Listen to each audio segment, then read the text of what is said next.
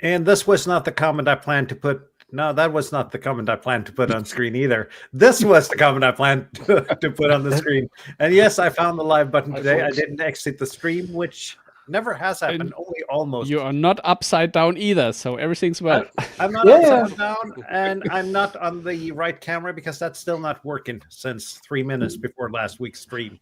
Anyhow, guys, welcome to the European Ham Radio Show. We're a big crowd today, and we have Adrian. Let's see if I can point the right way down there on the bottom, and Stian over there, and they're going to Bouvet Island, and we're going to hear a lot about that, I hope, after the Ham Radio Moment of the Week. But first, one announcement. We will got one spot left for our own island trip.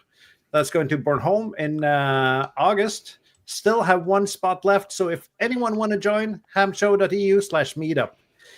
And now on to the Ham Radio Moment of the Week. And let's start with you, Tobias, since the new guys haven't done this before. And then we can go over to them after that.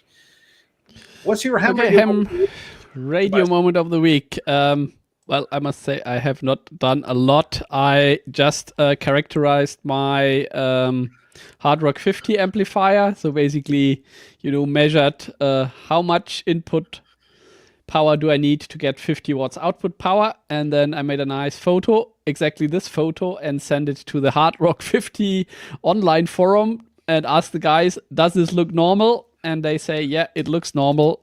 So I think, yeah, the amplifier is ready to use. Apart from that, I put all my soil into the garden. That's not ham radio related, but also had to be done as it was sunny. And then I have a last... It's grounding. Of course, it's... you have master course there. And then you can just put the radials in the new ground there. Exactly. I can use a nice, parallel 5 centimeter distance radial net now. Yeah, can bury it. Okay, and then I made a small video. This is with the thermal camera, and you see it here. This is what happens when you hit transmit on the Hard Rock 50, and you see all the SMD capacitors. They're really heating up nicely. And the 2 bits there at the top are the toroids of the low-pass filter. So now it repeats. So now I'm keying up, and you see all the SMD capacitors glowing. And then you see a bit the low-pass filter toroid. I thought that was an interesting video. That is interesting. And Bob, this is not the time for you to order thermal camera. Just so Why? you know. I was just going to ask, what camera is that? It's a HIC Micro, but I can't remember which one. I think it's version 2, and I think it's the one with manual sharpness. So you basically tune at the twiddle at the front so that it that the video is sharp. That way you can use close-up shots and also distant shots. I think they do 2 different cameras. One with infinity focus, I think. So if you have if you want to photograph your house or something, and this one is with manual focus. So I think HIC Micro Type 2 manual something. I don't know. I will look it up for you. Thank you so much. That was my ham radio moment of the week.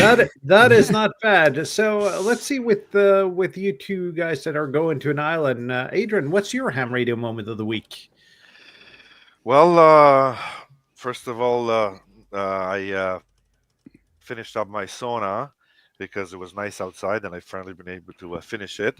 And that's what I use to keep myself in shape before a good contest or the expedition. And secondly, and more importantly, I connected my new weather station with the antenna, so that when the wind blows, the antenna will be pointing automatically into the wind. That could save the antenna because my tower is on top of a hill and gets hit pretty aggressively during the winter months. So that was a bit of work, but it was necessary. And so hopefully the system will work out during the next season. Nice. And how does that automatic pointing of the beam work, though? So I guess there's some logic to it. Yes, so basically the idea is pretty simple. It follows the logic on a sailboat. If you want to stop a sailboat, you put it into the wind, and so the same principle is with the antenna. You put the boom into the wind, and then minimizes the forces on the antenna if you have a beam. So the weather station constantly analyzes the speed and the direction of the wind and sends that over the network, and then that tells the controller to move the antenna based on where the wind is coming from. That's Nice. This is It's a mostly very, very I- cool idea. Did you create the solution yourself, or is this something off the shelf? I got the weather station off the shelf, and they have an API, so it was just a little script to interrogate the UDP packets from the weather station and then control the rotator.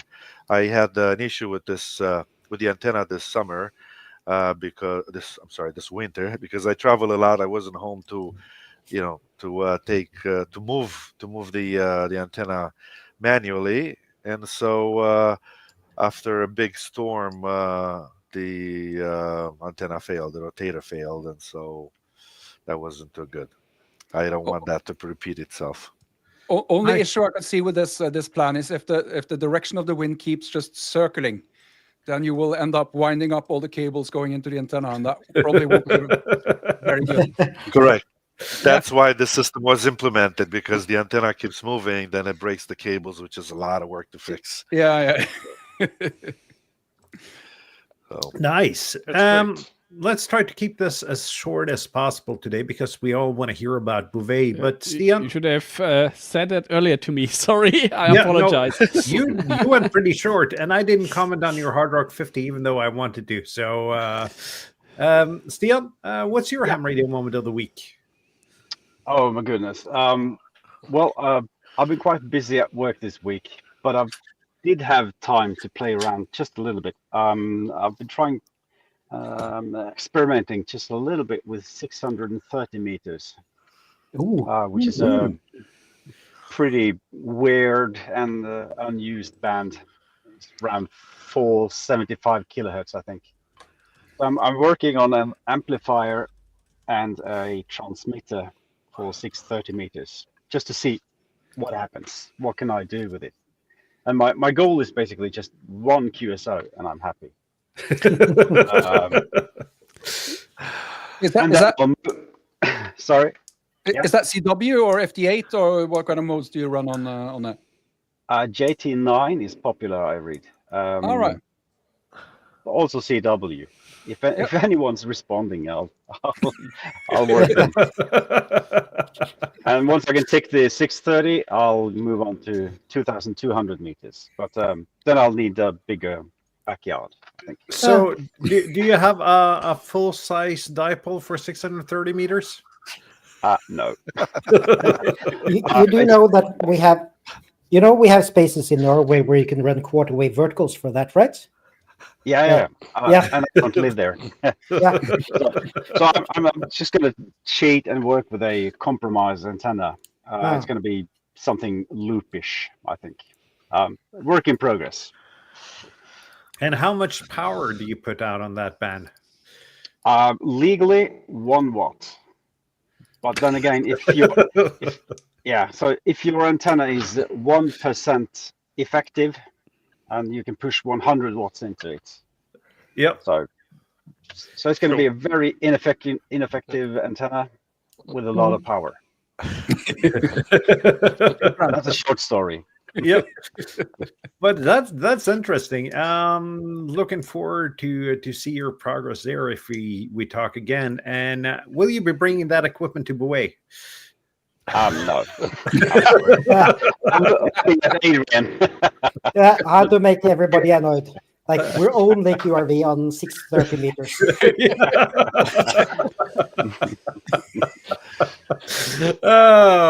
But that's pretty exciting, and that's something that not everyone does. So let's see. What have you been doing this week, Jürgen? You got a new radio. I saw that on YouTube.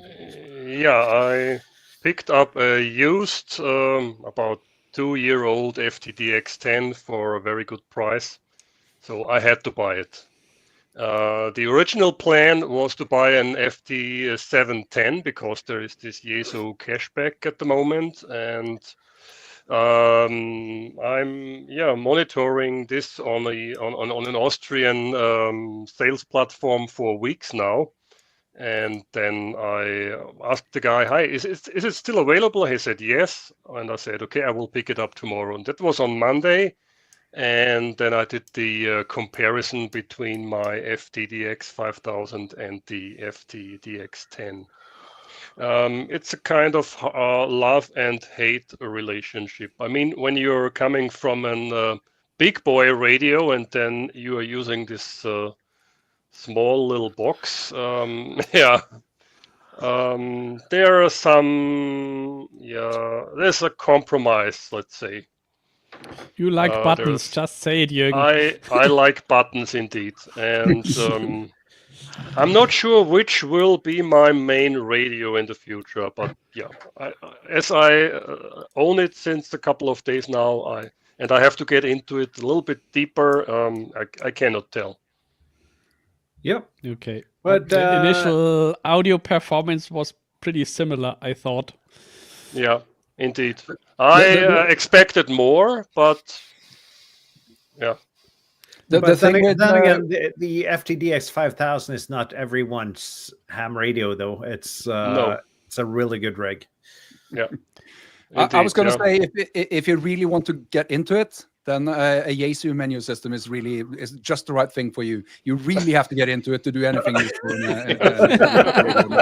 Definitely. Especially with only a few buttons. Yeah, you have more fun with the menu system. No, just kidding. But to be honest, this is way better. This is way better than on older Yaesu rigs. If you compare it with a mobile rig like the 891, that's light years ahead. Or to they had some catching up to do to ICOM. Yeah, they had no choice. Yep. But that's great. Kjetil, what's your ham radio moment of the week? I think it was with that guy. Correct way. We did a SOTA hike together, and that was really nice. Short hike to a summit close to me, one of the simpler ones. He decided to go for the more fun ones, which probably we hear about. And that was nice. And I've done a lot of North Hunt and some POTA and some other stuff, but very quiet week for me, for radio-wise at least. So, yep. That's it. Bob? Yeah, I'll see if I can share some pictures from all the... what do you call them, Kjetil? What did you call the other summits that I did? The fun one? Fun ones, yes. Yeah. So this was actually a fun one. I can't remember all of them. You can just check it out on Sotlas and see what I activated. But I've managed 6 summits in the last 4 days. Very nice down at Kjetil's part of the country, southwestern part of the country. So you have a lot of wind down there. You keep talking about all this wind that you have, but I really didn't believe how bad it could be. But I'll get into it when we see some pictures. I'm just going to scroll through. It's not really all that interesting. This was on the first summit on Friday, I think. Forgot to take pictures when we went up together. That's what happens when you're 2 people. You just talk about radio all the time. I forget to take pictures. But I can live with that. I had to crop the antenna up towards this rock, and basically it's a good thing I brought the tuner for the 705, because that did not tune at these angles at all with the normal tuning solutions that I use. Excellent, good results on that summit. This is the next one. That was probably also on Friday. These 2 summits together, I think I tried to work it out, and I think that's close to 1,000 elevation meters in total. And I'm 55 or 56, and I'm overweight. This is really, really, really hard time. This is yeah, yours truly. I had to lean my back towards the antenna mast and lean that towards that structure in the background. There was no place to fasten it, and the wind was just terrible up there. I think I would guess about 20 meters per second sustained. So a fairly windy day on that summit. And yeah, it's a lot nicer summit yesterday, and still windy, and another one today. That is, yeah, still quite windy. That's probably my ham radio moment of the week, but I'd just like to share one more thing, because I did bring the LoRa APRS tracker with me, and I'll see if I can share that one real quick. And this is pretty cool, because driving, you can see now where I drove. I drove from if I do this, you can probably see my pointer, yes. Yep. From this area where I live, and all the way around southern Norway down to these parts where Kjetil lives. And I did some summits, and I actually got tracked fairly well for at least part of that on that 100 milliwatt LoRa APRS tracker.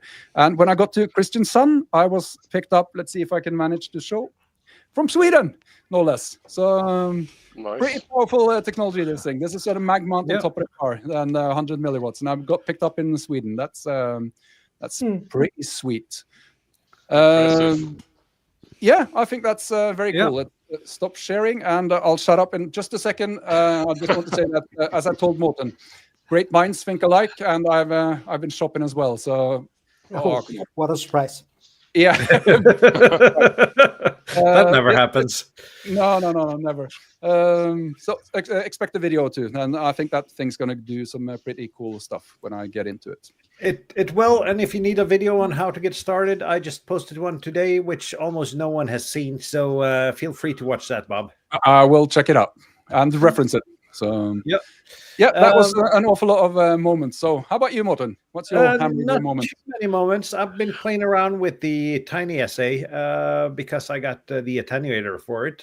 Trying to figure out how it works, but that's not my ham radio moment of the week. My ham radio moment of the week is one photo activation that I almost made and one that I didn't make, and that does not happen a lot of times. Because I left work early on Friday, and somewhere around when I left work, a solar storm hit. And I've been seeing reports of good bands on Friday, almost to the point where I rigged up my antenna and started activating. And managed to get 10 QSOs in about 45 minutes. And they came in short bursts, like 4 QSOs, 2 QSOs, and 1 QSO. So not the usual pileup. And then I figured Saturday's got to be better. Went out on Saturday, managed 5 QSOs in 25 minutes, and the band was just completely dead. I got to say that one of those QSOs was Steve over in Canada, Victor Echo 1 Sierra Kilo. So I got some DX, but it was just so.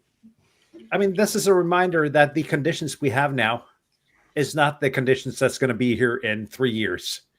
So, guys, make the most out of what's going on right now. And that's my ham radio moment of the week. I got to say, you drive to a park fairly close by. If that happened to me, I walked to summit. I walked uphill for 2.5 hours.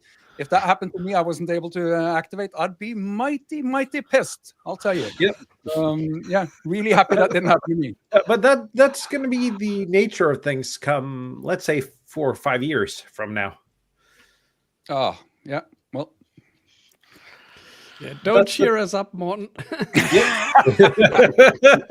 But make the most out of the conditions we have now. That's actually my takeaway from this story. Yep. So I guess that's my ham radio moment of the week. Besides that, I released a video on the Tiny SA, which no one has watched yet. So anyone that's watching this show, feel free to hop over to my channel after the show and give me some views on that.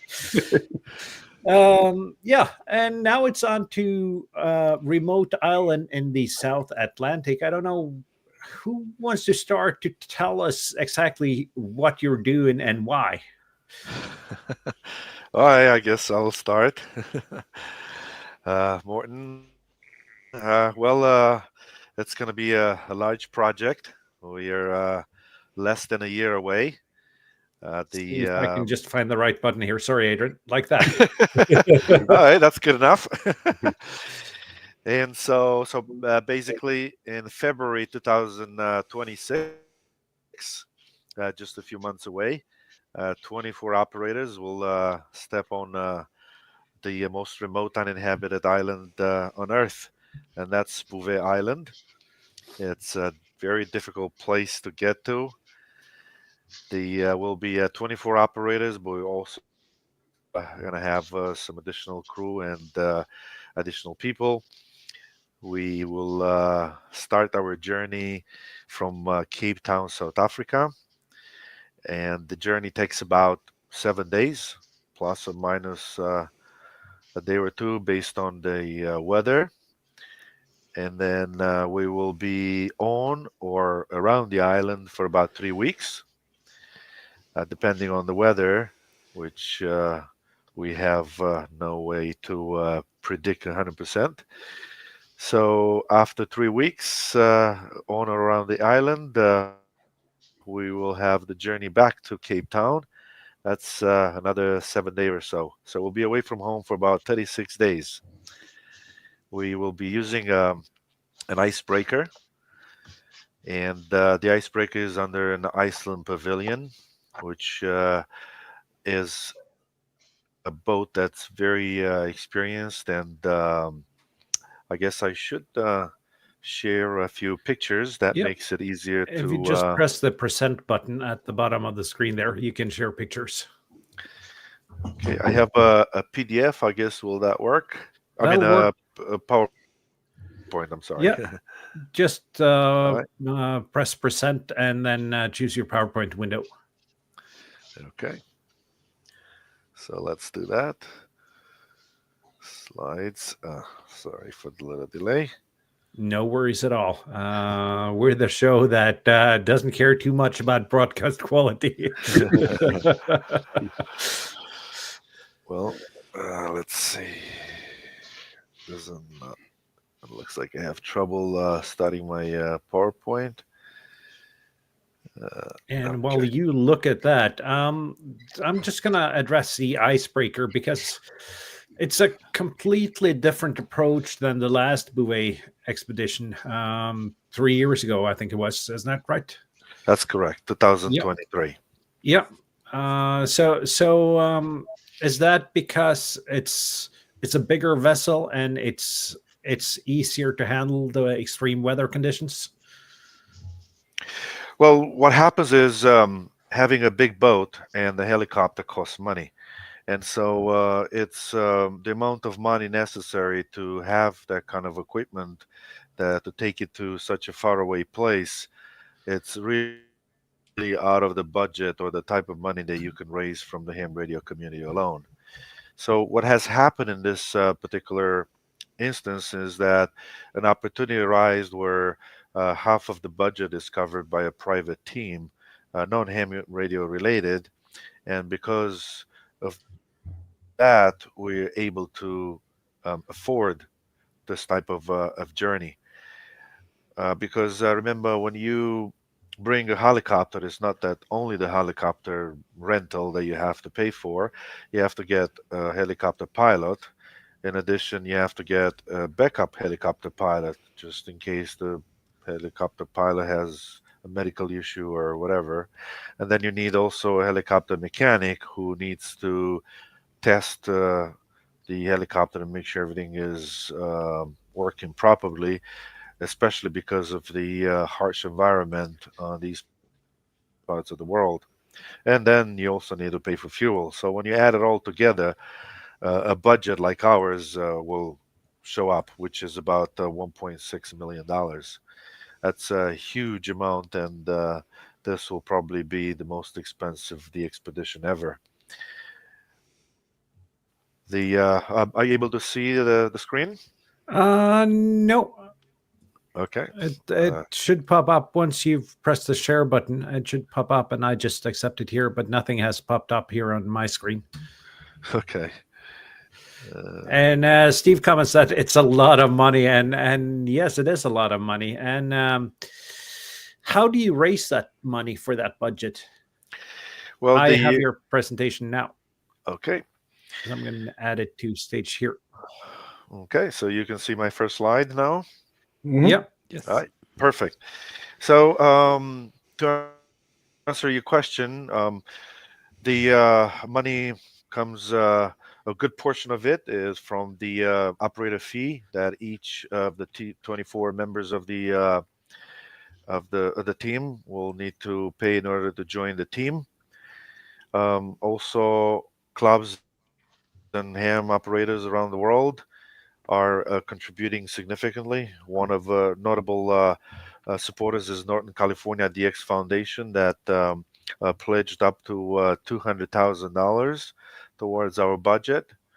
And then we have companies such as DX Engineering, ICOM, RF Power, who donate equipment, because then if you have to purchase equipment in addition to paying for the boat and the helicopter and everything else you need, then the budget will be even bigger. And so that's how you put together such a budget. Also, ham operators, just like me and you, donate to the expeditions. We have a website, 3yankee0kilo.com, which is our call sign. Our webpage has two buttons there for donations by credit card or PayPal. And so people that get excited to see these type of tough projects come alive, they are willing to share into the cost. Yeah, but this seems. I mean, it seems like it's good foundation now to get started. Do you have all the cash raised at this moment? We have almost more than 90% of the project is funded. And so we do need donations. We'll probably need to raise close to another $200,000. But the project will take place regardless. But donations will help, first of all, cover some of the expenses that the operators team members will incur, because in addition to the team joining fee, let's say, they also need to spend a lot of money on equipment and travel. For example, the team will meet in Norway on May 1st to do testing on the tents and the generators and the toilet and everything else that goes into the container. Our container is already waiting for us at our meeting place somewhere outside Oslo. And so all these additional expenses are incurred by the operators. I have a few pictures I'd like to share with your viewers. This is a picture of the previous 2023 the expedition camp. You see there to the right vertical antennas. The one in foreground is a 30-meter vertical from DX Engineering that actually made almost 90% of all North American contacts. The other ones are fiberglass verticals, which were very did the contacts with Europe and Asia. You see there, this is a nice quiet day where we're able to see quite a distance so far. In the background, you see the glacier, and you see the tent and the those barrels that contain the various equipment. So This this is is, sorry, quick question. This is Go ahead. a photo looking inland, and it's not water, it's the glacier behind, That's correct. right? That's Yep. correct. Okay, So- because it almost looks like that's the cliff and that you're camping next to the water. No, Okay. in this picture, the ocean is behind, and in front you see the glacier. We were advised not to set camp or even foot onto the glacier because it's very dangerous. Under the pretty snow, there could be crevasses, and so everything that happens happens on land. So how wide is this strip that is not covered by ice? Is that like 100 meters, 200 kilometers? And I would say maybe the size of I have some pictures later on. I would say the size of a football field, more or less. Okay. Okay, These thanks. are, I yep, didn't want sure. to disturb you. Go on No, no, with no. your Please go ahead. presentation. Ready for any questions. This is the team. You know that any project, no project could be successful unless you have the right team members. I won't go into details, but with each and everybody's call sign and name, but you can see them on our website. We have an international team from different continents, and that brings the advantage of each of us knowing the propagation in our own areas. I guess it's a good thing for the Norwegians, 'cause there are two Norwegian team members in the team. There are quite a few Europeans and a few North Americans. Krasi K1 Lima Zulu is in charge of the equipment, anything that has to do with making QSOs. He is known as putting together a lot of super contest stations around the world, and especially the one in Maine that wins almost every contest that they approach. um, Next, just to give perspective, as I said before, a 36-day journey is quite an effort by everyone in the team. It's not easy to get away from work and family and uh, just be far away from civilization for this long. So it's quite an effort by the team members. As I said, about 2 weeks at sea. This time, the big advantage is that the journey at sea is a lot shorter. It's just about a week to Bouvet and another week back, and that's a big plus for the operators. We'll be trying to be on the island as long as we can, depending on the weather. But again, the goal is to be on or around the island for about 3 weeks. Yeah. This is the vessel that we'll be using. These are professionals under an Iceland flag. They have extensive experience in the cold climate areas. They organize rescues and expeditions, and so these people know what they're doing. It's a huge vessel, allows us to have quite a few people on board, and quite a comfortable trip compared to a smaller vessel. And also because this is a vessel specialized on Arctic and Antarctic expeditions, it could um, catch quite a bit of speed, and so that makes the journey to Bouvet a lot shorter.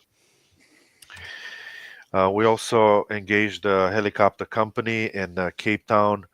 We love these people because they speak English, so that it's very easy to communicate. And we've been doing quite a bit of planning of how to make it more efficient to get on the island and all the cargo that we have.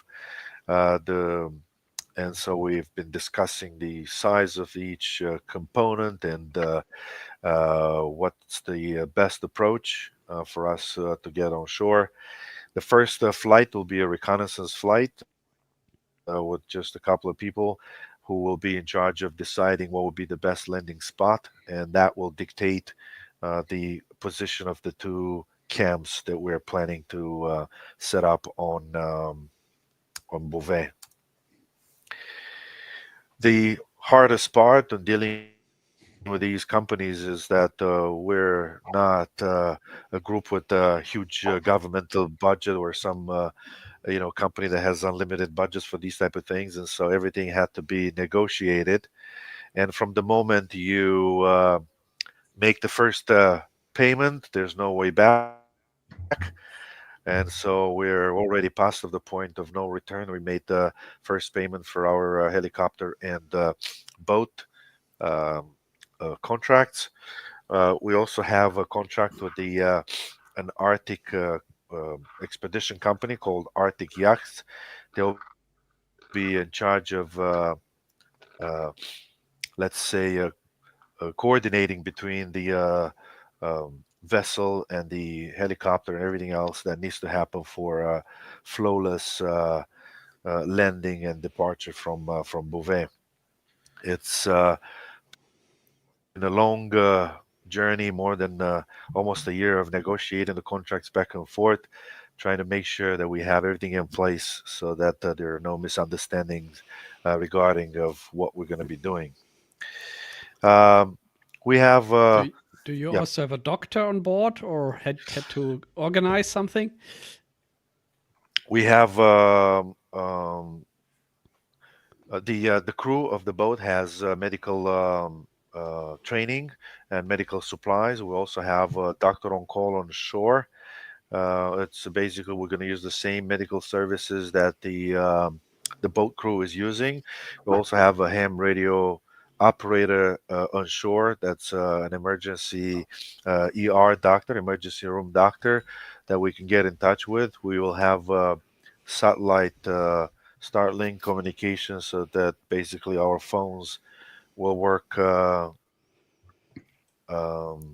if we're home, and so we'll be able to get advice from qualified professionals if the need arises. But I think more important than a doctor is the fact that we designated a safety officer in our group, which who will be in charge of making sure that people are approaching things the right way. You don't want anybody to lift something that's heavier um, by himself. We want to make sure that people are careful not to slip.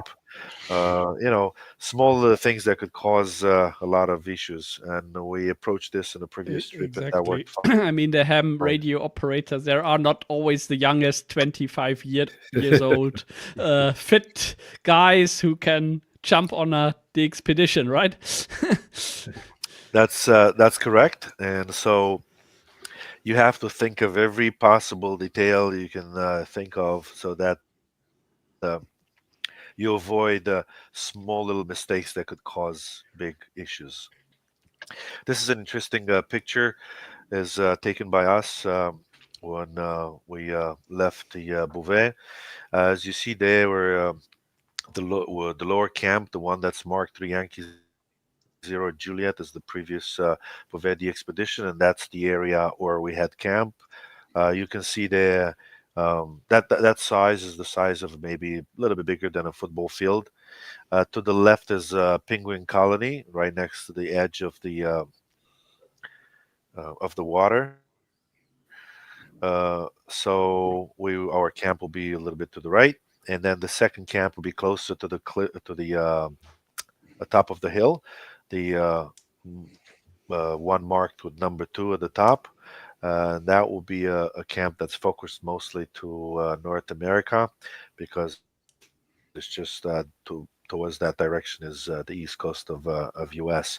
The lower camp has better visibility to Japan and Europe, and of course, uh, you know, Africa and Australia, have an easy shot to Bouvet, so that's not a problem. Yeah, just one quick question. Are those two camps within walking distance? Yes, in between those two camps, I would say it's about maybe 500-600 meters. So it's definitely a walking distance. It's an incline, but not that steep. As you can see, you can easily walk from there, maybe a 15 minutes walk, something like that.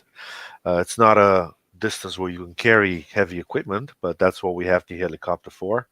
Helicopter will bring the heavy supplies to the exact location so that we do not have to, um, to bring any heavy equipment. Also, the right next to the top camp, there's also a very large area that's really flat, and that's also good for low band antennas and so forth. The idea is that the top camp is a bit more not as covered from the westerly wind. As you look at this picture, uh, west is towards that camp number 2, mark number 2, and that's Okay. where the wind is coming from mostly the prevailing wind. Okay, I mean, this is the postcard shot, right? I mean, if you had this weather for 2 weeks, then you're basically safe and everybody has a great time. But I guess it can get much, much more nasty, right? Well, this weather hasn't been like this continuously for two weeks since Norway started recording weather on Bouvet. So there's no way we're that lucky. I think it's easier to hit the lottery than get continuous 2 weeks of this weather. Now, generally the weather windows are about 2 hours. This weather windows of 2-3 hours are generally the calm before the storm or the calm after the storm. And so we did get a 8-hour window while we for the duration of the trip that we had on Bouvet. But the 2-hour windows were more often. And a helicopter trip takes maybe 15-20 minutes with loading and unloading. And so in a 2-hour window, you can bring quite a bit of equipment to the shore, considering the helicopter can bring about a ton of equipment in one shot, and also 5 people.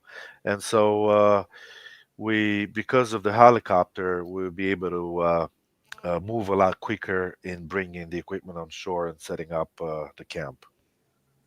Where on the island are you setting ashore, roughly? Well, it's Cape Fear. It's the southeastern corner of the island. Cape Fear was recommended to us by the Norwegian Polar Institute. The the western side where the weather station is off limits for everyone. It's also because it's a national reserve. But also the Cape Fear, where we were to be landing, is a bit more covered from the westerly wind.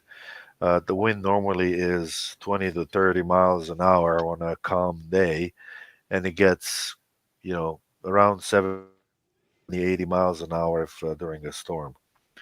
Okay. So quite a challenge to keep anything in the air, such as antennas.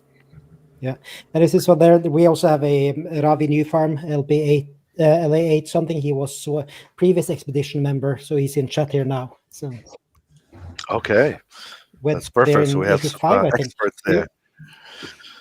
And I see This is a he was on board a Coast Guard ship, so I'm not sure if he was there on a de-expedition or with the Coast Guard, though. The last expedition to Bouvet was on 1989, December 1989, January 1990. They were there basically over the New Year, and they made about 50,000 QSOs, and that is officially the last the expedition on Bouvet before the 2023. Yeah. He was there in 85. It says in the comments here. Okay. So before the expedition. Yeah. Well, this picture is a typical day on Bouvet. It's always foggy. It's because Bouvet is such a lonely place in the South Atlantic Ocean. It's far away from any shipping lane, so you cannot really say, okay, I'll get a ride on this boat, and then when the boat returns from wherever it's going, it'll pick me up.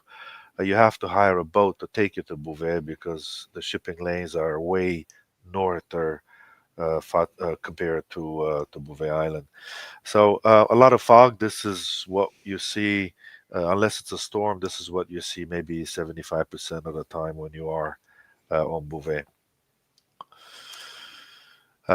This is a closer picture. You can take a look and see what type of soil you encounter is basically pebbles, rocks, and this is maybe I would say about 30 centimeters of this, and then below that is just pure rock. Um, as you can see, this is a picture taken at the top of the hill, and you have a clear view off the island from here, and that's why this is a good location for North America. We will have. We are negotiating now with ICOM to have only ICOM radios, the 7610 amplifiers from RF Power, the famous German uh, power amplifier company, and also ACOM amplifiers from the Bulgarian company. They both are willing to give us enough amplifiers so that all 12 stations that we'll put on the air will have an amplifier. We'll have monobanders for the high bands and verticals for the lower bands for 160, 80, 40. With some of the bands, we're going to try four squares. We'll have enough uh, fiberglass poles to build antennas, put them up, use them, and put them back up if the wind or the storms take them down. If the one of the reasons we want to have two cams is so that we can do when a band opens, let's say on 20 meters, we'll have both on one camp we'll have CW and another camp we'll have SSB or FT8, so that will give us separation so that we can operate multiple modes on the same band at the same time. Of course, it's not that glamorous, but we are spending a lot of time discussing and thinking about backup plans and what needs to be done and safety and preparing for emergencies. And not the least, one of the things that we promised to do in our understanding with the Norwegian Polar Institute, which is whatever we bring on the island will be coming out of the island, which means that includes human waste and everything else. We are trying to make sure that there's no spillage from the generators. We will drill into the rock to anchor the tents and other heavy items. But when we leave, we will take those anchors out. These anchors are designed for mountaineering. They're very expensive, but at the same time, when we leave, it was very easy to unscrew them and take them out. So we will leave no human footprint once we leave the island. And so all this takes a lot of effort. It's no wonder these type of the expeditions take 2 to 3 years of preparations and designing solutions to get there safe and get back home safe. This is a view of our budget. As you can see, almost in the entire budget it goes towards the vessel, the helicopter, and the expedition contracts. And like I said, that includes the crew, the pilots, the fuel. Everything else is insignificant um, when it comes to that. So I will. Okay, I'm gonna stop the sharing now, and I'll be ready for additional questions that you guys might have. Stian, who also is a member of our team, might want to add a few words as well. So, we ready for any questions? Well, I understand you've been there before, Adrian. Yes, that's Yes. correct. Are you looking forward to going back? Yes, I like adventure. I am looking to. I'm not looking to the sea trip. I'm a bit of a little bit of seasickness, but I'll take one for the team when it comes to ham radio. And Stian, Fantastic. you So- haven't been there before, have you?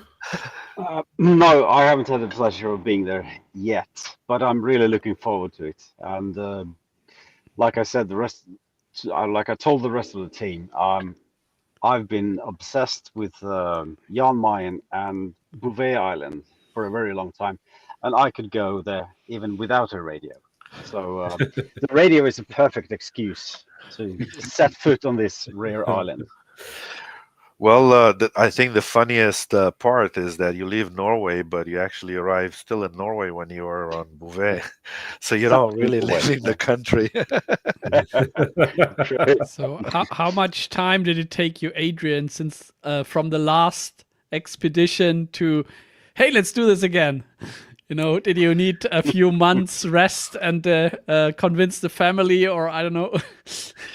No, as I said before, the hardest part of, I mean, you can say, okay, I want to do this, I want to go there, but in the end, it's all about being able to figure out a way for the budget because no matter how you take it, it's so expensive unless you figure out how to, raise the money. There's no way for you to say, "Oh, I'm gonna go."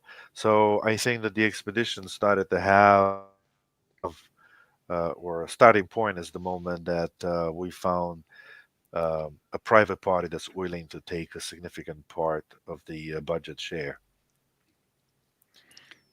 I have a And- question about your interaction with the Norwegian Polar Institute. I know they're pretty strict, as you said, about leaving things and all the rules, and also as to who they will allow to actually travel there and why.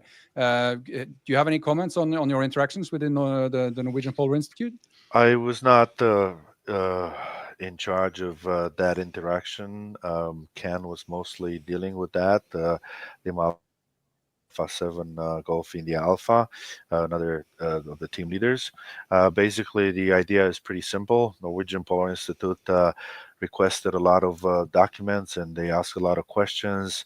And based on our answers and the documents we provided, they came up with the the permit, and the contract stipulates all these items. You cannot just land whatever you feel like. The part that's designated national reserve is off limits. They requested what kind of documents, like the insurance from the boat, and so it's not like a simple process where you just make a phone call and you say, I'm going to go to Bouvet, and they're like, oh, okay, go there. No, it's a lot of back and forth. See a you lot for of coffee. Yeah, exactly. They analyze the plans of the team. They want to make sure that you know what you're doing, that you have a backup plan. Especially for helicopter landing is a more complex process. Again, this is a national reserve, and so it's not um, a simple verbal yes or no. To what extent would you say that the cost of the expedition was increased by having to satisfy the Norwegian Polar Institute? Was that an expensive proposition, or was it mostly red tape and just having to take the time to work through it? No, they have a set of rules and you have to follow, but it's not like we had to do anything in addition compared to what I already did. Remember, we've been there already, so we know what it's required. But the idea is pretty simple. They want to look at the boat and they say, okay, this is a boat with the crew that has the experience on those areas. Okay, so that's a check. Does the boat, I don't know, has an insurance or something like that? So They don't want it's a list bunch of items. pirates to land there and leave back a wasteland or something. Well, yeah, they want to make sure that you have a sound plan and a sound backup plan. So in a way, it's good that the process is there because this ensures not only for themselves but for us as well. Oh, okay, this is an important factor. We should follow if this is important. So it's a two-way street, basically. Yeah, it's very, very cool. That was a very cool way of seeing it as well, because I know there was a Norwegian that went to the Antarctic for an expedition. He didn't get permission from, I think he was in lawsuits and for a couple of years after that. And he actually lost some crew members down there as well. So you're probably right. It's probably a good idea to speak to these people and listen to what you they have to don't say. want any heroes on the expedition, right? You want all come safe back home to your families, right? Yep.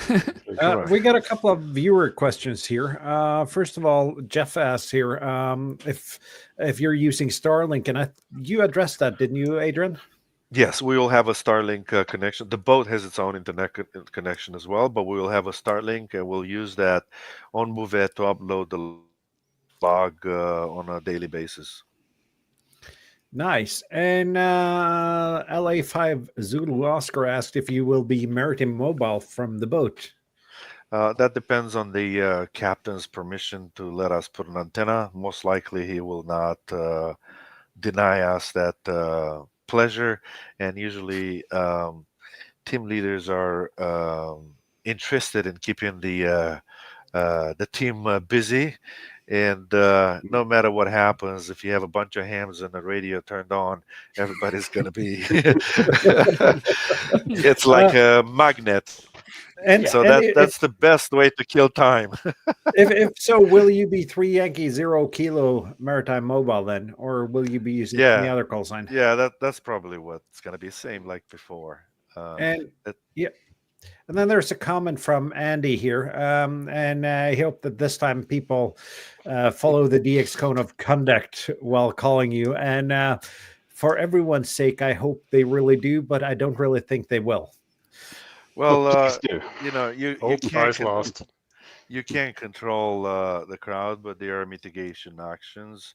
You never answer to the frequency police. You just ignore them. Eventually, they'll go away. Also, we're thinking that the fact that we'll be having so many stations on the air, if you have some of these so-called frequency pirates, there are plenty of frequencies where amateurs around the world, operators around the world can work us. So the more stations on the air, the less issues we'll probably have, and that's usually these people are the frustrated ones. They cannot work the expedition, and so they misbehave. If there's actually a very interesting article for the expedition that took place in 1989 in Bouvet. They wrote an article that they had the same exact issues at that time, where people were absolutely misbehaving during the pileups. So again, we're pretty um, convinced that we'll be able to mitigate those. There's also the new system, the Fox and Hound, the Super Fox, Yep. that has a way to identify the expedition. It's a new feature that was introduced last year by the expedition in the Pacific, and so that's another way of for the operators around the world to know which one is the expedition and which ones are the clowns pretending to be one. Yep. Mm. A couple of more questions here, and I see we quickly approach the hour mark here. But Jeff asked if he will be working the pileups by numbers. Well, we haven't taken that kind of decision at this point in time, but I personally not a fan of the numbers, especially because you have to work population by the propagation, not by the numbers. Mhm. So somebody, let's say, give an example, a K0 something something might be from New York, but by the time his turn is coming, then the propagation might be gone. Yep. So it's better to work by propagation. That And is also probably smart. I you found also that. have. Go ahead. Now, I was going to say that another typical case is when expedition call by the numbers, and they think they work, let's say, the west coast of U.S., but then Alaska is considered west coast, but that's the propagation time zone past that west coast. So it's not. You have to be very mindful of that and do it the correct way so that everybody gets a chance. Yep. I'm probably the newest hammer, so I'm not quite sure what you mean by work the numbers. But in really bad pileups, I would when I have really bad pileups, I will call for any call sign with a number with 0, then any call sign with a number 1, then any call sign with a number 2. Just to have just 1/10 of the people yelling at me at the same time. Is that what you mean when you talk about calling by the numbers, or is that something else? Yeah. That's what it is. Yeah. Yeah, right. Yeah, because for me that's But been a if you go necessity. consecutively, I've been unable to hear anything in the really big pileups on fairly rare summits. So, if you actually manage to pick someone out, I would imagine that if let's say 200 people is yelling at you at the same time, it's pretty difficult to pick out anything at all. But yeah. well, And- it's and- part of the skills of the operator. You have to spread the Yeah. pile-ups and Yeah. there's all kind of tricks. I heard somebody will just call some random call sign just so that that doesn't actually exist, but just so that it thins out the crowd so you can actually pick something up. I am gonna remember that and try to use that. And Charlotte's, I think this is the final question for tonight, and she wants to know how we can find out if you're going to be able to do Maritime Mobile, if you're posting on social media or on your website about this. We have a social media coordinator. You can find all details on our website, 3yankee0kilo.com, and we will communicate to him exactly what's happening, and he will post in the social media for us while we're on the way. Obviously, like I said, the journey is about 7 days, so we'll have plenty of time to play around Maritime Mobile and keep ourselves busy. Yep. And I think that's it for now. If you don't have anything you want to add, Adrian or Stian? Not really. We have tons of work ahead of us. So, and we are really looking forward to working you guys, and hopefully I'll get Bouvet Island in the log this time around.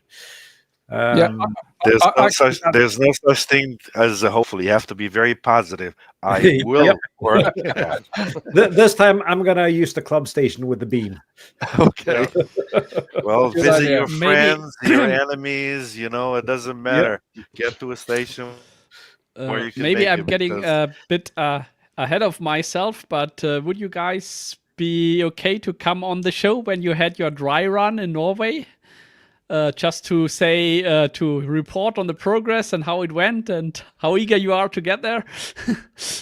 Well, I don't know if it depends on the time. We're going to be really busy there. It's going to be during the big holiday in Europe on 1st of May weekend, the long weekend. And so we all come from all different parts of the world to meet in Norway for, testing all this stuff, the equipment. And so we might be busy there, So okay, no problem. I just was wondering, hello. maybe after the dry run was done, you come back on the show and tell us how it went. Absolutely. It'll be we can bring some pictures and see some real work done. Get a peek, a little preview of how the tents look like. Sneak peek, what's coming exactly. Exactly, our high quality toilet, and yeah, you will see the menu. I'll show you a few packets of our high quality rations. And I actually, we have one more question that we gotta address though, and that's William. He wants to know if you're doing POTA down there, and I'm assuming you are. Yes, it's the Bouvet Island is a designated POTA. It has a POTA number. You can see that on our website. So if you work us, it's another park to your portfolio. Very cool. Yeah. Very cool.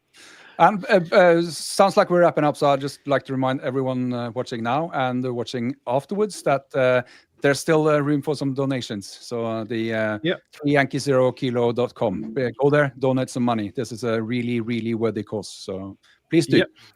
Absolutely. Thank you. And we're going to be back next week, and we're going to have Susan Norskog.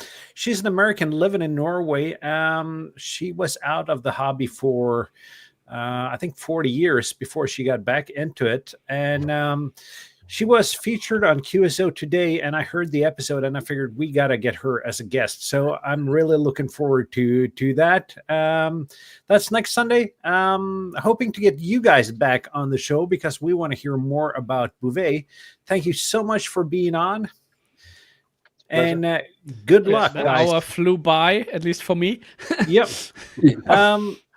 So to all the viewers, we'll see you next week. And as Jette says, you're all welcome to our Discord over at hamshow.eu/Discord. And on that note, 7-3, guys. 7-3. Bye. 7-3. Bye-bye. Bye.